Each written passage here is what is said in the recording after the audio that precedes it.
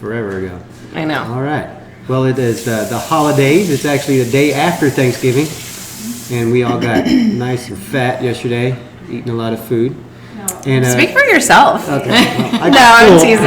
I was comfortably stuffed. Satisfied. Yeah, exactly.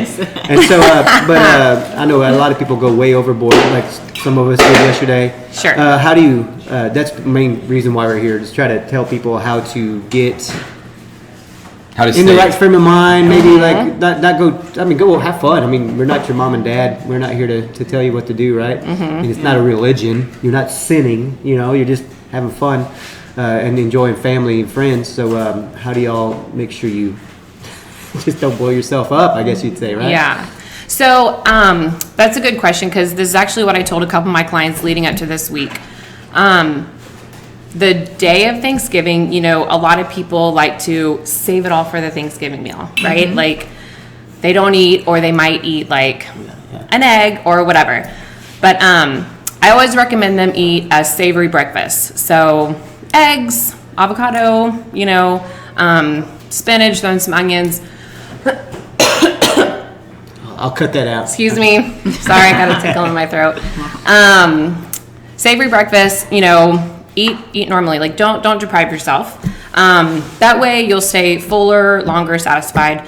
So then that way when the meal comes, you're not starving. And then that's when people overindulge, right? They go for they have their first plate, and then before even sitting and letting their stomach digest, like not even 5 minutes, they're for their second, and then right after and then at the end after their dessert, like within probably 20 minutes, they're like, oh my god, I'm so full. It hurts. Yeah. Like your eyes get bigger than your so stomach. I say, don't skip a meal. Like eat normal. Whatever your normal breakfast is. Go for a walk that morning. Go for a walk after the meal.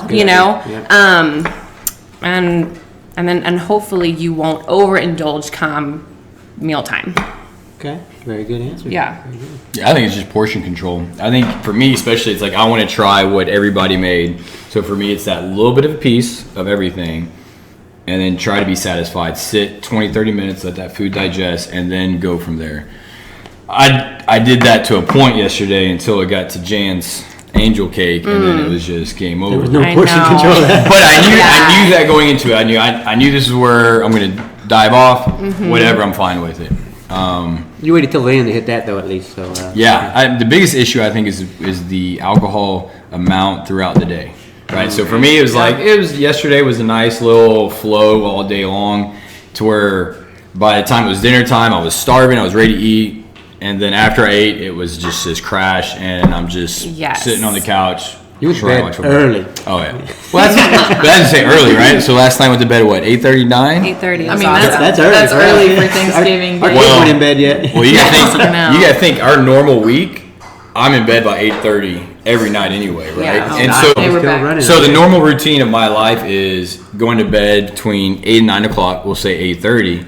So even on the weekends or family events or functions, my body's ready at that time to go to bed. That's nice. Right? So last night it was like, well, I drank throughout the day. I had a good sized meal, bigger than usual.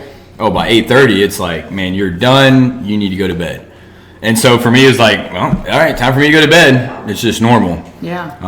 And I think that's a big thing where people start messing up too, is they don't know what their normal routine is, or they don't have that normal routine. And so then their body doesn't digest well. It doesn't burn the calories when it's supposed to burn, because it doesn't have this routine for the body. That makes sense? Yeah. So